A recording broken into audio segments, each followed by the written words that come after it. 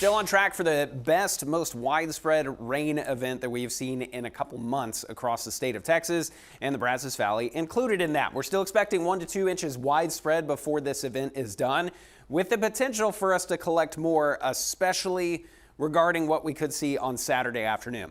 The most widespread, the best chance for rain that we're going to find is thanks to thunderstorms that form to our west and crash into the Brazos Valley overnight into early Saturday morning.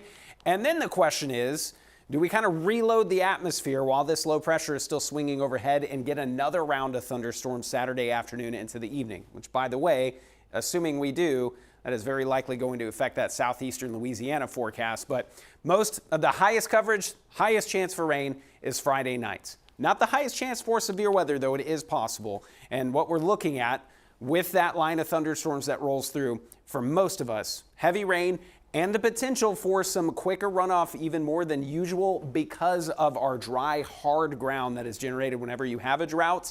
Some strong winds are a possibility, though. That is something that we're going to be monitoring through the overnight. Gusts of 60 miles per hour plus are a possibility. The hail and tornado threat is not zero, but overall it looks isolated, low, and higher down to our south into our east. So let's run you through the forecast radar of what we can expect leading into our Friday. And largely Friday itself, it's muggy. It is very likely cloudy through a large portion of the day.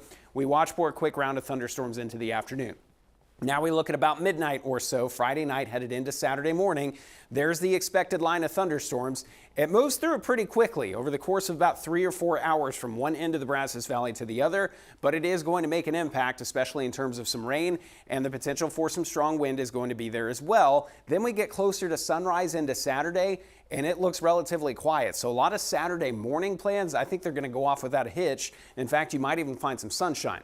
But it is that sunshine, along with that low pressure system still being overhead, that could lead to some more lift and some more pop-up thunderstorms over the course of the day Saturday, right on into Saturday afternoon and evening. Overall, if we do see storms last into Saturday night, they are out of there going into the overnight, and Sunday right now looks completely quiet as that low finally exits the state of Texas. So overall, still the highest coverage expected Friday overnight into Saturday morning. When you look at the 10-day forecast, that's where that 90% comes into play there for Saturday. In the morning Saturday post-sunrise, things look not only relatively quiet, but no severe risk to go along with that. Assuming we see a little bit of destabilization of the atmosphere after those morning storms, Saturday afternoon will need to be watched for some additional severe threats, though right now it is largely what we call a conditional threat and one that we don't expect to be realized as of right now. So lots of things to fine-tune.